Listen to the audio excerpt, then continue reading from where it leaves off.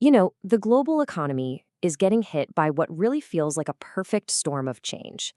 From the assembly lines in Detroit to the research labs down in Sydney, pretty much everyone is asking the same question.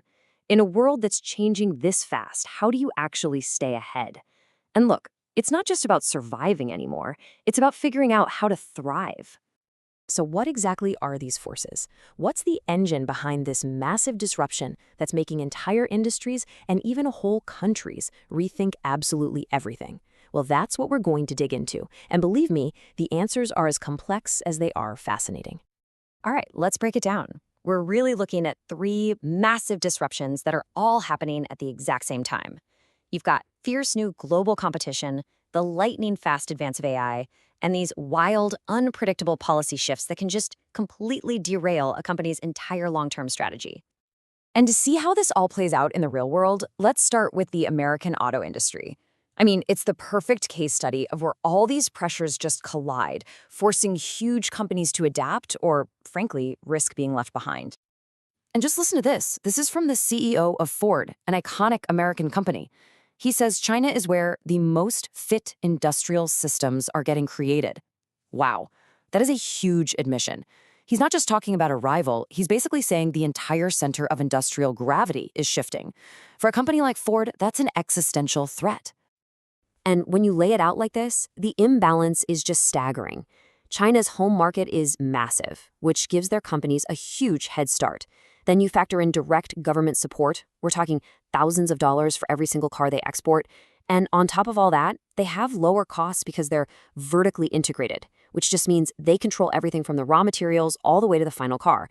For a company like Ford, that is an incredibly tough formula to compete against. And it's not just the pressure from overseas. There's a storm brewing right at home, too. Automakers are completely trapped in what some are calling a policy whirlwind.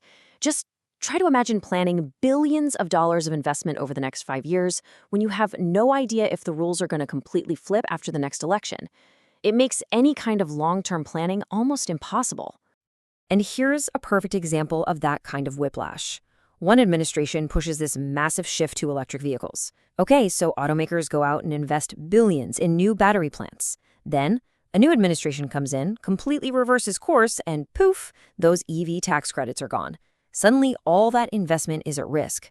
Ford, for instance, is now trying to figure out what on earth to do with 4 brand new battery plants that it might not even need. But the challenges for companies like Ford aren't just about global competition or politics. There's a huge problem right here at home in what Ford's CEO calls the essential economy. He's talking about the 95 million Americans who are really the backbone of industry. The people who actually build things, move things, and fix things. And here's the shocking number. There is a shortage of 1 million of these workers right now. So why? Well, it's a societal shift where vocational jobs have kind of lost their prestige. And we've seen a huge pullback in funding for training programs and trade schools. The irony is we need electricians and plumbers to build the data centers for our new tech economy, but we have a massive shortage. Okay, that brings us to our second major disruption, artificial intelligence. And we're not just talking about robots on an assembly line anymore.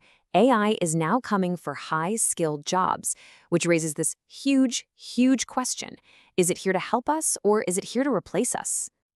To really grasp the power of AI as a tool to help us, just look at this incredible statistic from healthcare.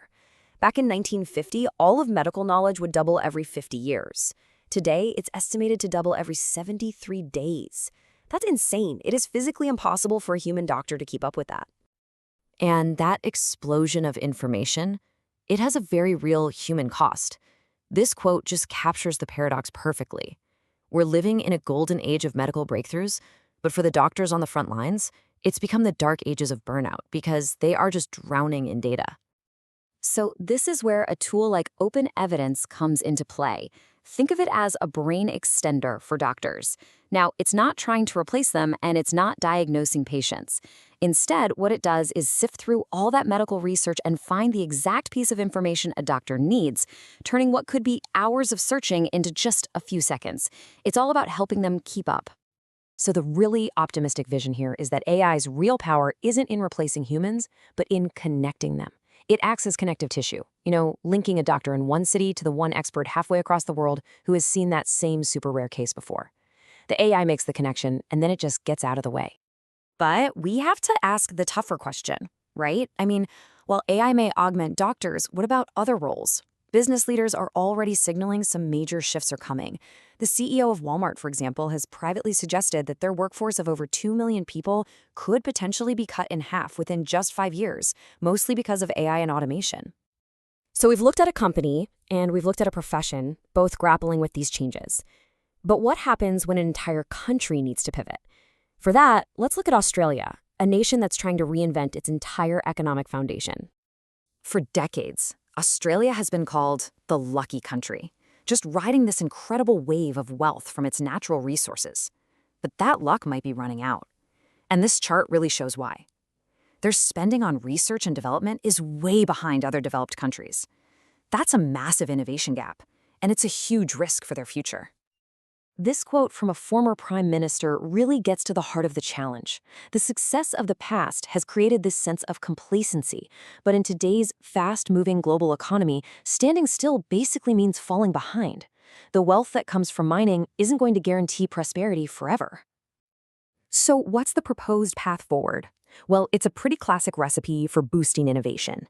You lower taxes to bring in investment. You cut the red tape that slows everything down. You strategically invest in new technologies, and you go all in on attracting the best and brightest talent from all over the world. So after looking at a company, a profession, and a whole country all trying to navigate this new landscape, where does that leave us? Are we ready for what's coming? All of these stories seem to point to one inescapable truth about the economy of tomorrow.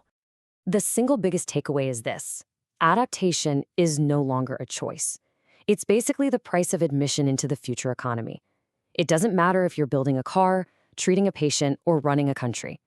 The winners are going to be the ones who can innovate, invest, and face the future with a really clear-eyed view of what's coming down the pike. And that leaves us with one final lingering question. We can see the world is changing exponentially in our technology, in medicine, and the global economy, but are we changing that fast? Is our ability to learn and to adapt actually keeping pace with the world we're creating? That, right there, might be the single most important question of our time.